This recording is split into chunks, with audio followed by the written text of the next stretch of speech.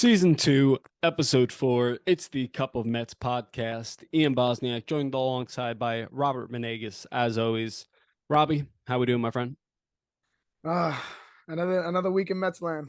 April West Coast trip flew by, and we came out with a 7-3 record. So couldn't be more than happy. Yes, sir. Yes, sir. And just so everybody knows, Rob's mic is going to be a little bit away from his mouth tonight. He had a long weekend coaching youth baseball, and there was a lot AAU of basketball what? and AAU basketball. And AAU basketball, and there was a lot of screaming that was going on. That combined with his seasonal allergies, he's really he might be headed for the IL. So along with a handful of Mets. But before we dive into all that, be sure to give us a follow on Instagram, on Twitter, and on YouTube. We are at Cup of Mets. Again, that's on Instagram, Twitter, and YouTube. We are at Cup of Mets. Also, hit that subscribe button on Spotify, Apple Podcasts, wherever you get your favorite content. As Rob said, the Mets had a West Coast trip. 7-3 they went. They visited the Love Stadium in Oakland, where now the Athletics are moving to Las Vegas. That was announced while we've been gone, right? Then they went to LA. They took 2 or 3 in LA. They also swept the Athletics. And then they went to San Francisco and they split that 4-game set. But before we dive into all that, just a few quick notes since we've last spoken. First and foremost, Cookie Carrasco goes on the IL. Elbow inflammation. It's been revealed that he had a bone spur. Last time he had a bone spur, he did undergo surgery. Yet to be determined if he goes under. Secondly, this is something that is very good. So polar opposite of that, Carlos Carrasco news. Justin Verlander looks like he is set to debut potentially on May 2nd against his former team in the Detroit Tigers. What do you think that means to the team, man? That's pretty big news considering everything else that's occurred that we'll dive into. No, I mean it's big for the starting rotation. Obviously, we hit a little bit of a crossroads in terms of our starting rotation. A lot of AAA guys in there right now, but it's definitely going to bolster our starting rotation, and hopefully by then it'll be Verlander, and then you see a Scherzer or a Senga after him. So can't wait for May 3rd or 2nd. May 2nd. Yes, sir. Yes, sir. Yeah. No, it's going to be a great injection right into the starting rotation.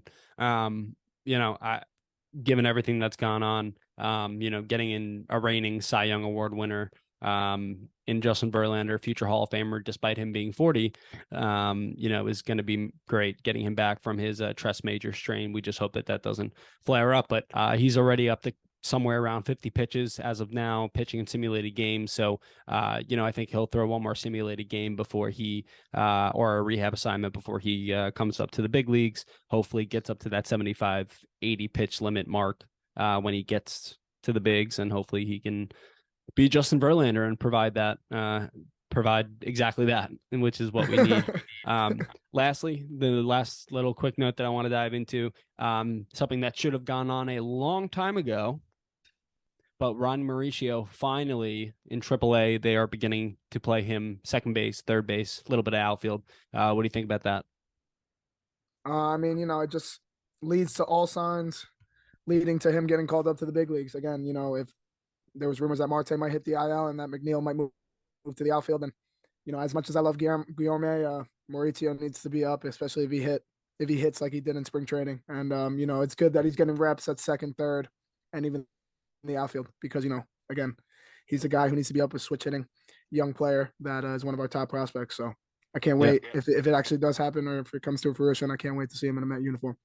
Yeah, I mean, listen, I've always said it looks like a little Yordan Alvarez to me. I mean, he's a big dude, but Yeah, I every just year he's gotten like progressively taller and built more weight yeah, and muscle. So yeah, and I mean, we put up his numbers. I don't have them in front of me. But last week when we recorded, I mean, he's got an OPS over 1,000 thus far in AAA, just continuing off his success, as you mentioned, in spring training, which was just after a winter league, which he won MVP in the series. So, yeah, all signs, as you mentioned, point to Ronnie Mauricio being that yeah, piece that will join the likes of Brett Beatty, who was called up, as well as Francisco Alvarez, who we know is up as well. So a 7-3 West Coast trip is how the Mets concluded their road trip. They come home to Citi Field now. First and foremost, they go to Oakland. You called it, buddy. You called it. The Mets swept the Athletics. You said they needed. You said they need to sweep them. Did you actually think they were going to sweep them? I mean, I don't think anyone thought that they were as bad as they actually are. I mean, they lost like 18-3 the other day, but Yeah, they're on pace for like a historic worst record in the Major League Baseball. But again, um, you got to beat up on teams like the Oakland A's. So, and that's exactly what the Mets did. Starting pitching wasn't there completely, but the offense really held their own. Pete Alonso, Francisco Lindor, Brandon Nimmo. Shout out to them. And yeah, way to get the job done. It was much needed sweep for Oakland in Oakland. Excuse me. yeah, I mean, listen, the Mets put up 17 runs in that first game in Oakland, right? They won 17-6. As you mentioned, like literally the rotation just didn't show up, and that's been a trend here early on in the season. But in that game alone, I mean, Brandon Nimmo went 2 for 4, Marte 2 for 3, Lindor had 7 RBIs, went 2 for 5. Alonso went 2 for 4 home runs from just Lindor, but Vogelbach had a nice game. Escobar had a nice game. Guillorme is hitting. He went 2 for 3. The Mets won 17-6 in that ball game. On Saturday, they won 3-2, and then on Sunday, 4-3 in Oakland. That was pivotal. That was great. I mean, listen, as you mentioned, the best teams have to beat up on the weaker ball clubs, but listen, I mean, the biggest thing out of it was thankfully when they came home last road trip, they started to hit, but this West Coast trip was, and starting in Oakland was the real budding and the real arrival of 2023 for Pete Alonso and Francisco Lindor and Brandon Nimmo. Especially, I mean, Brandon Nimmo nearly hit 500 on the road trip, for God's sake. But hit Chavez Ravine. I mean, listen, we know that the Dodgers aren't the same old Dodgers, but they still have the likes of Mookie Betts. They did add a JD Martinez. Freddie Freeman. They still have Freddie Freeman, a Max Muncy. They have some young pieces. Will Smith as well. They won 2 out of 3. They won 8-6. They lost 5-0. They got Kershaw on Tuesday night. Then they won 5-3 on Wednesday. Let's start from the beginning. I had a different outlook on how I wanted to approach this series in terms of us talking about it and discussing it. But start game 1, David Peterson. So David Peterson pitches that game. Peterson goes 6 innings, strikes out 6, walks none, but gives up 6 earned runs. Okay. When you're kind of looking at the opening series, I mean, obviously taking the first game of a series is big, but I felt like both of the wins, even despite, us just giving up 3 runs in the finale, I felt like they all kind of had the same connotation, right? Starting pitching didn't provide everything that it should have.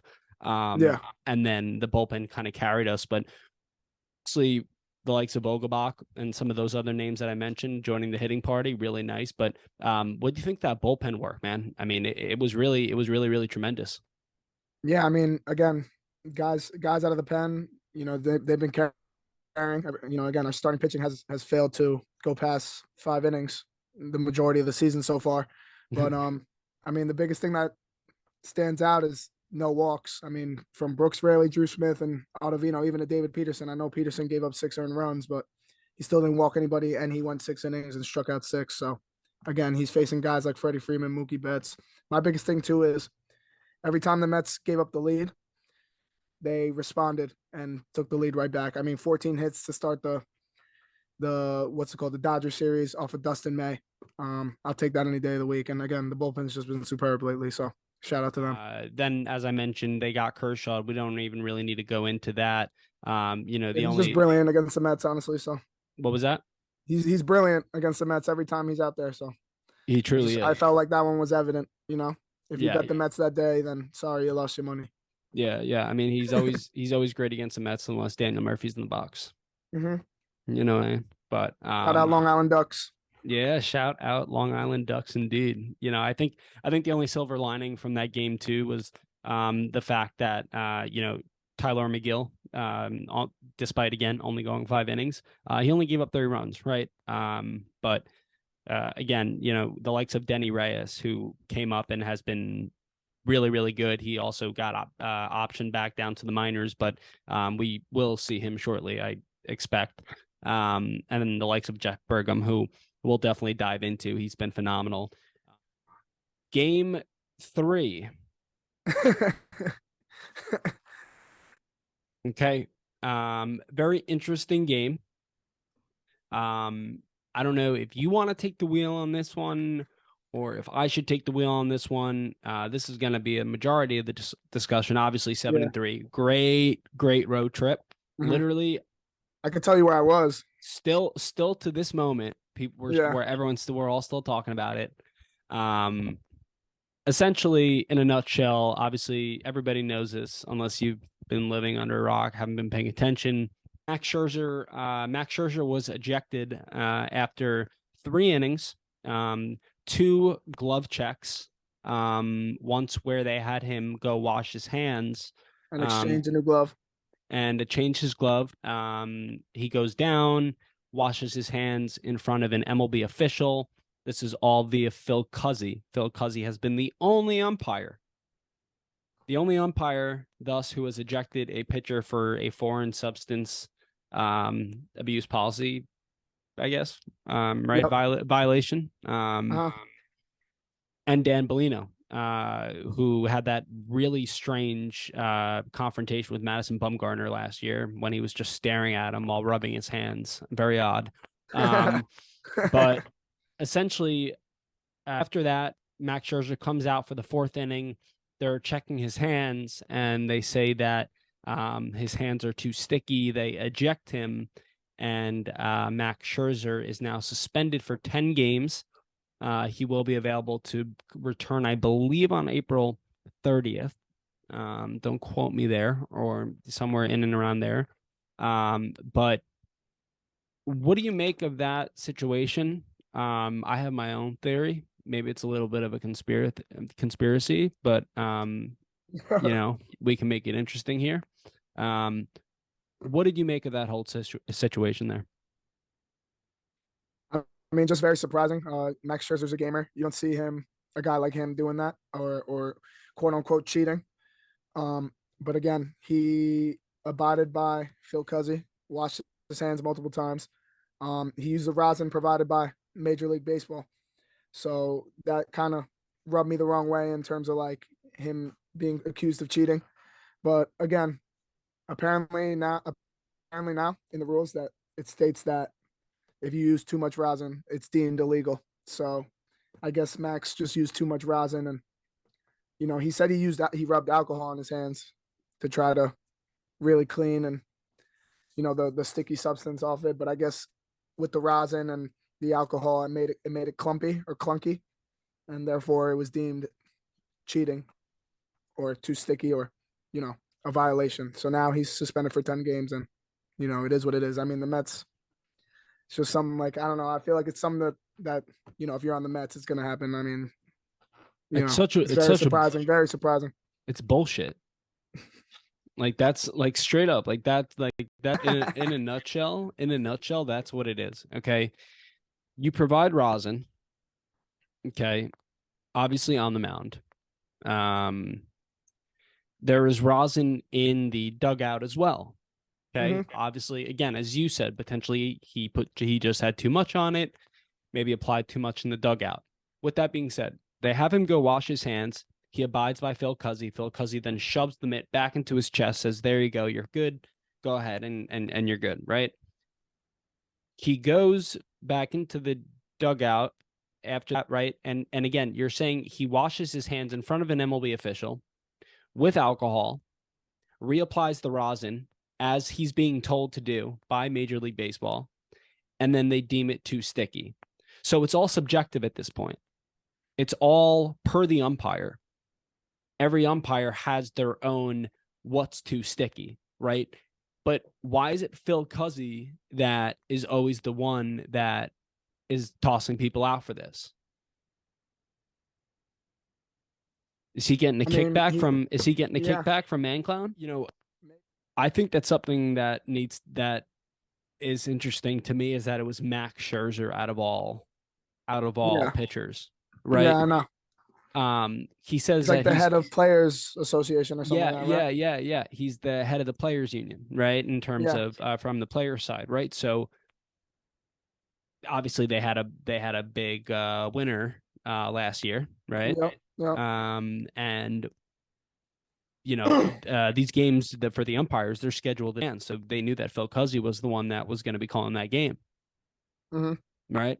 So listen, anything could be possible. I don't know. I don't want to like say, hey, Phil Cuzzy is definitely getting a kickback, or man clown said, hey, get Scherzer out of the game, let's suspend his ass, or let's make a point because X, Y, and Z. But bottom line is, it sucks because a lot of the other pitchers are dropping, as we alluded to before. Carrasco yep. with the injury, and Verlander yet to throw a pitch, and Quintana, God knows where he is. And did you have a problem with the emotion or lack thereof from Buck Showalter? I mean, I think it was more so just you need your manager at that point in the game in terms of the whole game. I understand. Max was very upset, and I'm sure Buck was sticking up for him. How Buck does, he's very calm, cool, collected. But again, I think in terms of, I don't think him getting ejected would have made it any better. To be honest, I mean, Max was already ejected. There was no, there is no times in baseball where you get ejected and then unejected. So it's not, again, you could plead your case all you want, but at the end of the day, Buck needed to be there to manage, and he did. And again, the Mets came out with a W. So I'm again, I hate that he's suspended for 10 games, but I think Buck handled that as he should. Yeah, yeah. I would have liked a little more emotion. You know me, I'm like a Yeah, kicking and screaming type of guy. I love an Earl Weaver, a Tommy Lasorda, even a Terry Jerry Manuel. Collins. Yeah, No, I'm kidding. I'm Jerry kidding. Manuel. Yeah, even Yeah, Terry Collins. And my ass is in the jackpot now. No, yeah, but listen, I agree with you. Not sure if it would have really done anything for the morale, considering the team was playing well, and they did end up with the W, right? Um, mhm. to me, you look back, there was an incident the week prior with Domingo Herman with the Yeah, Yankees when he was facing the Minnesota Twins, right? And they had literally the same thing occur. They had Herman go and wash his hands before an inning, and then a second time it occurred again, and they had him wash his hands, and then they said he was fine, and he pitched, and then Rocco Baldelli of the manager of the Twins went wild, and he had every right to, right? Because yeah, how many times, but again, we don't know the stickiness of Herman's hands after the second wash. We also don't know, I don't personally, who the umpire was. I just, that's just something that I noticed. Buck did get a little animated. He was obviously angry, you know what I mean? But yeah, all in all, and then obviously the other thing too was that craziest and biggest plot twist of it all was that you're like, okay, Max Scherzer's going to fight this to the death, and then you find out that he's not going to even appeal, because when he tried to go through the appeal process, he finds out that it's not even a neutral arbitrator. It is just an MLB appointed arbitrator. So obviously they're going to side with the umpires union. You know yeah, what I mean? yeah, exactly. That So it was a and that's smart move right there. Smart move by the Mets and Max yeah, Scherzer. So. yeah, and get it over with. But that's also nonsense. I know. You need somebody who's in the middle there. Yeah, yeah, but again, it's. I see what you're saying. I see what you're saying because again, it's the umpires union and the league versus the players association. So who would be in the middle? You know. Yeah, I don't know. Yeah, I don't know, But because there was again, nobody again, else on the field who was, no, touching exactly, Scherzer's hand. exactly. So, I mean, again, if we want to talk, if going into the game though, Jimmy Yacobonis, he comes in, throws 2 2/3, 2 hits, 1 earned run, and shout out to him for being like, "Hey, you gonna check me or not?" And then just kind of, you know, yeah, not really shitting on him, but being petty about it. but yeah, but again, the yeah. bullpen doing wonders. Drew Smith and Brigham. I like Jeff Brigham a lot. He lets his nuts hang when he's out on the mound. So I Oh, definitely appreciate that. hey, yeah. No, for real, he's a good pitcher, man. I mean, Dude, the way that he falls off the mound after that yeah, sweeper, bro, exactly. it's electric. Oh It's my God, it's absolutely a electric. slider. It's not a sweeper. Whatever. I hate this new terminology that they give pitches. It's Listen, like no, it's I literally agree. just like a different plane. I agree with you. Yeah. I agree with you. For some reason, when I watch Brigham's pitch, Yeah. Is that better for you? When I see Brigham's pitch, Uh, um, it looks like a sweeper, and I yeah. think it's just because of his personal arm angle. He's Like straight if over the the top. like if they ever said Adam Ottavino's slider was a sweeper, I would tell that person to, remove themselves from the baseball realm. You know what I mean? I would tell them to get out. Again, yeah, as you mentioned, Jimmy Yacobonis, unreal. Really, really good bullpen effort there. So, well done all around, and they did wind up with the W. And again, despite the suspension, Max Scherzer is only, now 5, 6 days away from his return. So, Yeah. And then all the is good.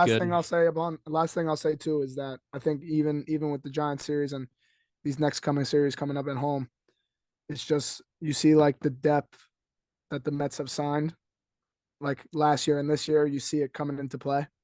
Again, I know we want to see the sexy names like Verlander, Scherzer, even Edwin Diaz, but again, these low key minor league signings or these depth signings are just panning out for the Mets. And shout out to, I mean, it has to be analytic department. I mean, again, I've never seen the Mets operate like this Yeah. in a while. So again, when I like when in last coming years with like the Wilpons, last couple of years as like a Met fan, like a guy goes down, you're like, oh crap, we're fucked. Now it's like I'm not confident, but again, it's like I'm okay because at the end of the day, we're gonna compete.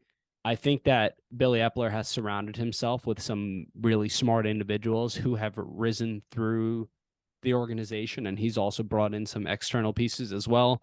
Um, I don't agree with everything Billy Epler does by any means, but again, kudos to the depth because it's showing right now, especially when we need it. Hopefully, Yep, hopefully we don't need it all season long because it is a marathon. And yep, you definitely. know, it's getting tested here 24 games Very into early, this. very early, Yeah, yes. 23 games into the season. Yeah. So then the Mets head to San Francisco for a 4-game set. They do end up splitting the series. They take the first two, lose the final two. Um, game one, Kodai Senga pitches. The Mets win 9-4. Offense was great. Alonso went deep for the ninth time. Eduardo Escobar hit his second home run. Jeff McNeil hit a home run. Francisco Lindor scored twice. He went 1 for 4. Nimmo went 3 for 5. Kodai Senga, though, 5 innings, 4 earned runs, 4 walks, 4 strikeouts. We didn't mention his start note. He had a very subpar start in Oakland as well. Despite, you know, getting some of those swing and misses here early on in the season, he is struggling a little bit. And it's definitely something that I'm not sure if you're personally concerned with. I'm not quite yet. Because obviously it's a learning curve. Everything is. His ERA is sitting at 4.29. His FIP is 6.04. Through 4 starts, 21 innings, and 25 strikeouts. Currently, he is in the 71st percentile when it comes to whiff percentage. He's also in the 71st percentile when it comes to strikeout percentage. Fastball spin rate, 70th percentile, and fastball velocity in the 67th percentile. He's currently averaging 96 mile per hour on his fastball.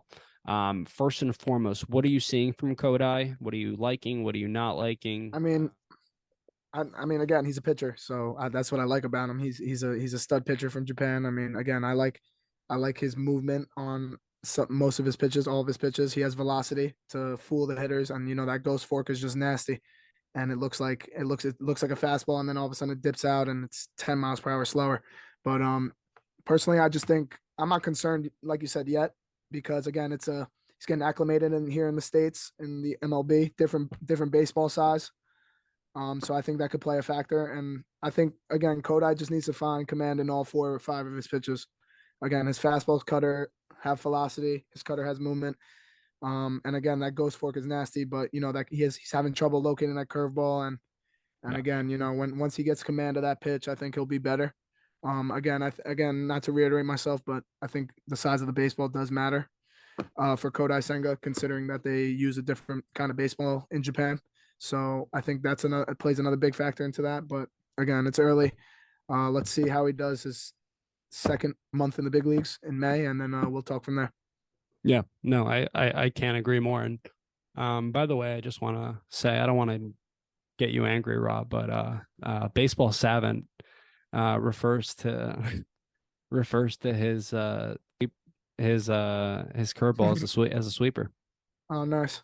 Yeah. Okay. Um, uh, with that being said, you're right on the money though. Bat hitters are hitting 400 against a sweeper. So that is something, and they're slugging 1300. So listen, the forkball and the four seam fastball, he's getting the swing and misses, right? 54.1% whiff rate on the forkball. He's throwing it to a 120 batting average against, 207 against on the four seam fastball. So again, and he's getting it nearly at a 30% whiff rate as well. I think it's only a matter of time till he does settle in. We've seen some really, really good Kodai Senga, and we've seen some iffy Kodai Senga. But again, he is pitching every 5 days, and Exactly. some other pitchers aren't, right? And he's still considered a rookie. And as you mentioned, the ball size difference, the mound difference, there's a lot of factors that go into the overall change. So game 2, the Giants got chirved by Joey Lucchesi. Joey Lucchesi making his first start since 2021. An absolutely brilliant outing. He goes 7 scoreless innings in his return to pro ball, allowing 4 hits, no runs, walked 2, struck out 9. Rob, what'd you see from Joey Lucchesi, man? Just a different type of pitcher. I mean, we've seen him a couple times before the Tommy John. Again, the stuff was there. He's a lefty. I like lefties with funky deliveries. So I mean, again, and then when he introduced that curve, quote unquote, it's a work in progress at the time. Then he got Tommy John. You kind of lost track of him for a little bit, but again, shout out to him. He just looked confident out there. He said it he said it post game that was probably one of his best starts ever, and one of his longest starts in his MLB career. So that was much needed. Give the bullpen the rest. 7 innings, 9 strikeouts, and only 2 walks. Kudos to him. Shout out to him. We love you. Obviously the offense did their jobs, put up 7 runs. Pete Alonso went yachty for the 10th time. He's second in the big leagues currently. But again, Joey Lucchesi, the story of game 2, picks up his win in over 2 years. But he was really, really, really tremendous. And in 2019, he did have a very, very solid season in 2019. So as a 26-year-old, so that is something to keep in mind. His expected ERA was 3.86. The final 2 games, the Mets fall in not Met-like fashion, but they fall. The Mets fall 7-4, and then they lose 5-4. I guess the first thing that I'm going to just bring up is we've got a David Peterson problem.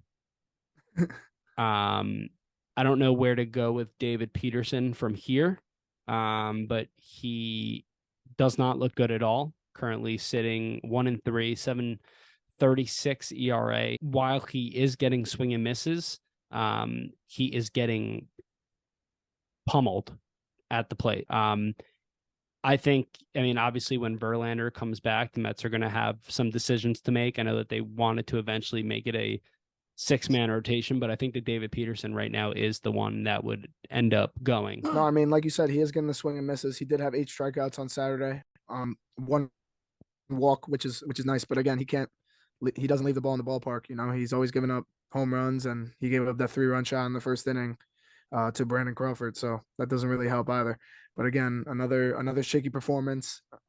It's kind of like a common theme with David Peterson. Even when he gives up more than 5 runs, he still manages to go 5-6 innings. But again, it is something to be to keep into consideration in terms of sending them back down to AAA. I mean, especially if Lucchesi can find his groove and give us innings and starts like he did his first start. But I wish nothing but the best for PD. But again, he's got to figure it out, and I think honestly I think it's just like a mechanical issue. He to start the season, we've seen his arm action faster and like kind of not so wide, I guess, or not so wide, but like not so like far out, like kind of thrown across his body. He kind of fixed that, and then now he's going back to it. So, I mean, I think he'll figure it out, but again, he just needs to figure it out in AAA. He'll obviously get another start to fine tune some things here in the major leagues. I mean, hopefully he's not fine tuning. Hopefully he's dealing, right? But Yeah.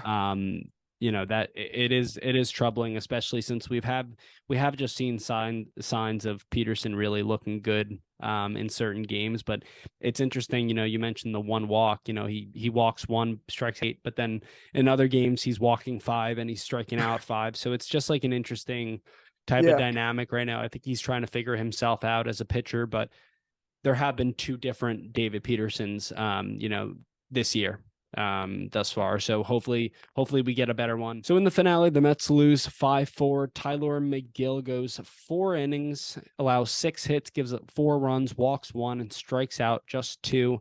That ERA bumps up to 3.96 on the season. His FIP is currently sitting at a lovely 5.96. Jeez. That's another issue as well. Jeff Yep. Brigham, though, comes on, throws 2 innings, strikes out 4, literally flawless, absolutely flawless. And we'll get into Jeff Brigham in a second. Brooks Raley then posts a solid, clean inning, strikes out the side, and then Drew Smith ultimately ends up losing the game. The offensive note, Francisco Alvarez hit his first home run, took a Taylor Rogers fastball. Taylor and Trevor, they've got 2 of them. It confuses me. I think isn't Trevor the righty? Is Trevor the side armor? Yeah, Taylor's you're the right. lefty. No. Tyler. Tyler. There's no Trevor Rogers. Who's Trevor Rogers? oh, Trevor Rogers on the Marlins. Yeah. A shot. Wow. He's good. Dude, Trevor Rogers. There's a ton of Tyler, Trevor Rogers. It's Tyler. There, Taylor's the lefty. Tyler's the side armor. Okay. All right. So Tyler Rogers just was literally striking everybody out, getting swing and misses left and right. And then he leaves one up for Francisco Alvarez, and he just drives it over the left field wall. Really, really encouraging to see, especially considering we're not seeing him chase as many pitches as we did earlier on in the season. I also think it also helps. I think we touched upon it last episode. He's finally catching. Yes, definitely. I mean, he's getting more reps, and again, it's interesting how life works in general, but it's just interesting how we get rid of James McCann, and we're saying the offensive production from catcher is going to be better, and it's still exactly the same as last year. But again, it is encouraging to see Alvarez there every 3-4 days. And again, I think he's getting acclimated in terms of calling games and working with the pitching staff. But again, you made a great point that he's not chasing as much as he was when he first came up. Again, he's hitting hard he's hitting into outs still, but at the end of the day, that's better than striking out and chasing every pitch and swinging and missing. So again, it is encouraging to see him drive that ball over left field, especially in a place like San Francisco. Yeah. But good. Hopefully, good things to come this homestand against Washington, because he did have his first major league home run against the Washington Nationals. So. Yes, sir. Yeah, and listen, I mean, again, we were seeing a lot of him chasing either breaking pitches away and down in the dirt, and then we were seeing him chase, and then we were seeing him chase high fastballs, right? That's all. I'm not going to say it's over with, right? But he is not doing that. So obviously, Mr. Barnes, he's working on it. Yeah, Mr. Barnes and Mr. Chavez in the dugout are working with him, right? And Mr. Hinsky as well. Can't forget Big Eric. So good for Francisco. Congrats on that. Gets it out of the way, and hopefully, as you mentioned, then faces a weaker Nationals pitching rotation and bullpen. And hopefully he can, get a couple more knocks in front of the home crowd and, build some confidence. He's also doing an incredible job framing. Yeah. Definitely. I remember one pitch he took it out of the batter's box and the guy called it a strike. Yeah, he stole a strikeout literally the other night for Joey Lucchesi. So another, I believe, Buck Showalter bullpen mishap was having Drew Smith pitch the 8th inning. I'm not sure if you felt the same way. It was a tie game. I know Drew Smith has had a good season thus far, 3.12 FIP, and he's really been reliable. Adam Ottavino and David Robertson were both rested. They hadn't thrown in 2 days.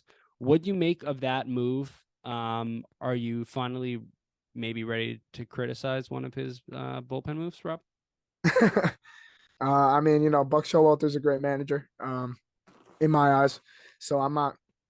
I He shouldn't be the is. one. I shouldn't be the one criticizing regardless, because he's coaching in the MLB and I'm coaching JV high school baseball. But at the end of the day, I see where you're coming from in terms of you want to use your best in that situation. Again, it was a tie game against a Giants team who, We also had off again, the next day. yeah, very true. So I understand that in that regards in your point of view. But again, you want a guy like Drew Smith in high leverage situations. I mean, I seen his post game conference too, and he was saying he puts Drew Smith in the same category as like a Ottavino and a Roberts and David Robertson. So I mean, I don't I totally don't agree with think, that. yeah. I don't totally agree with that.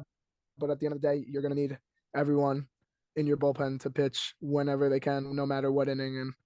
I don't, again, I don't disagree with you in terms of they should have used either one of those guys, Ottavino or Robertson, and especially when we have a day off. But again, Drew Smith, I like him a lot. I like his slider, but when he's off, he's off. He leaves his fastball right over the middle of the plate, and of course, the one pitch he makes with two outs, the guy's on first. It's in the deepest part of the ballpark, and in the bottom of the eighth inning. So I mean, unfortunate call at bat, and it backfired on Buck once again. But let's get these bullpen issues out early instead of in September or October. So Yeah. again, it is what it is. Yeah, listen, I'm confident in Drew Smith. He got some really good swing and misses on that fastball. It was that changeup that did him in. I was kind of confused at that pitch choice and that selection. Yeah, he was throwing at changeups, right? Yeah, Like just knocking it over for a strike and stuff. the thing is though is that he was overpowering hitters with his fastball, but that changeup hitters kept on knocking away, right? And Yastrzemski, as you said, was able to knock that into the deepest part of the ballpark and drive in the go ahead run. I just, to me, to go to your point last week, Rob, you literally said, when you got some of your best hitters in the eighth inning coming up in a tie game, you want your best pitchers on the mound. Now, if we both don't agree that Drew Smith, who was up for the Giants? Who was up all for the 8-14 Giants? Sorry, Ian. right, bro, I'll tell you right now, it was Conforto, JD. It was some combination of Conforto, JD Davis, Jock Peterson, and Mike Yastrzemski. Ooh. Nah, dude. I don't Nah. know. I don't know, man. You know Maybe what he I'm didn't saying? like the matchups. Yeah. And Smith is that guy. I don't know. I'm just listening. Everybody makes mistakes. Managers, players, you, me. I'm a lot of them. I Right? really just okay. Go ahead. Go ahead. Go ahead. I just, to me, I would have went Adam Ottavino in that situation, especially considering you don't throw them both the day before, and then we have an off day today, right? You say then in the post game, yes, he did say that he considers Drew Smith in that same category as Ottavino and David Robertson, but he also mentioned that he wants to ensure that his arms, especially considering Ottavino and Robertson are veterans, are healthy for the long haul. And yeah, I really agree with that 100%. But to me, you just have to put you just have to put your best reliever in that situation. Yeah. Okay? So now I'm agreeing with you, okay, from last week. Put your best damn reliever in that situation. He didn't do that. Put Drew Smith in, and I think that may have cost the Mets the game. The only thing that I will say is that, again, if it went into errors, you are on the road. So you Yeah. would need your best pitcher then in the ninth as well as Exactly. then the That's what 10th. I was gonna say, mother. No, Yeah, I'm but kidding. But that's what I was gonna say. yeah, Maybe he was playing for the win in the ninth. So I don't know. yeah, yeah. Listen, we can't win them all. We can't win them all. 23 games in. Yeah. You So the say Mets. I tell you we take the first we take 14 out of 23. What do you say to start the year with Edwin Diaz out, with Justin Verlander on the IL? I'm happy. Okay then. And we're half a game out. Astros played the Braves. They did us a favor. Yeah, yeah. I'm just okay. Again, it's early. This weekend series is gonna be it's a big early test though. Yeah, absolutely, absolutely. It's a big test.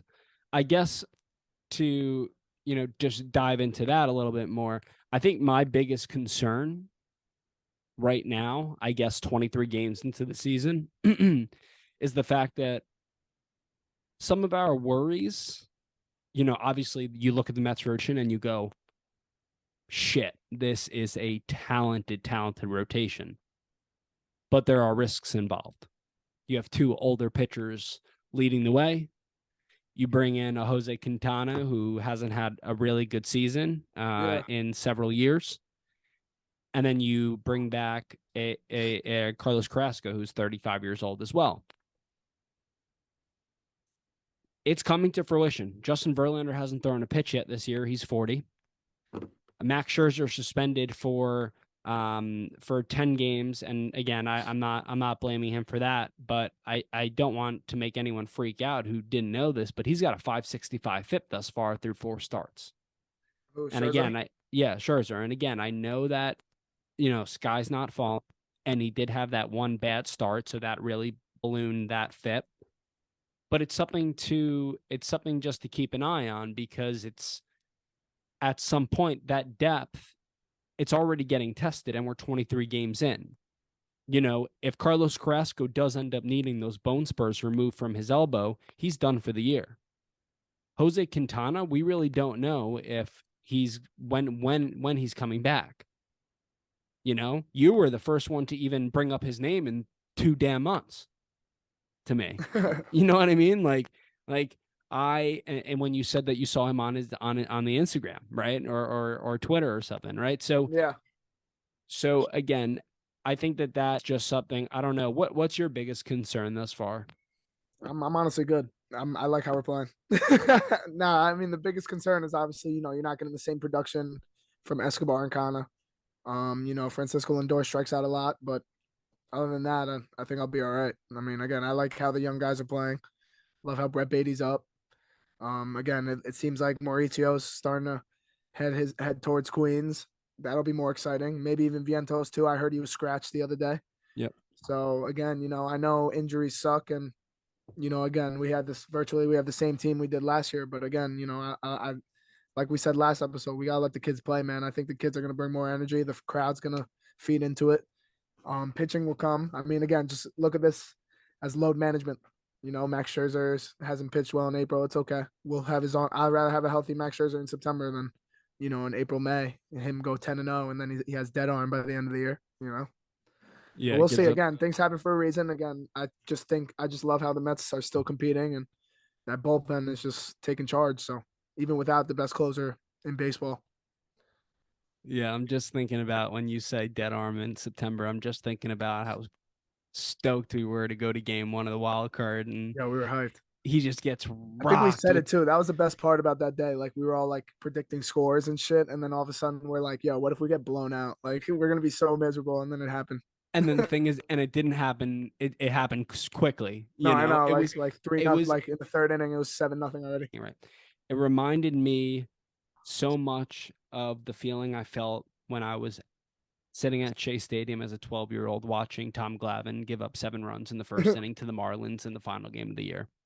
That's ultimately what it felt like. But yeah, no, nonetheless, that's just what I'm seeing. Again, though, the starting pitching, the other thing as well that we have to also take into consideration, I agree with you, load management. If Verlander and Scherzer end up healthy over the long haul, we're solid. Kodai Senga does what he does, this, that, and the third. Some guys end up healthy. Just Joey Lucchesi is the only pitcher to go past 6 7 innings. innings, yeah. Yeah. No, I know, but again, you So that's never know what testing we'll be that's really testing your July bullpen too. there. Yeah, no, I get it. But again, that's where depth comes into play. No. If you woke up and the season was over, who's your Mets MVP and Cy Young? Just off the top of your head, I just want to know. I don't even know if you can give a Cy Young to a Met right now. I mean, It's got to be a reliever. I would probably have to be. I would say David Robertson, and then for my MVP, it's Pete Alonso. Yeah. Or Brandon Nimmo, but I'm gonna go Pete Alonso because he's hitting. He's hitting home runs, but he's hitting for average and driving in mad runs again. So it's just destined to be like another like 45 plus with 130 RBIs, 280. Dude, I think he's staring 55 plus home runs right in the face. Right in the face. And for me, I like Brandon Nimmo. Brandon Nimmo's my MVP.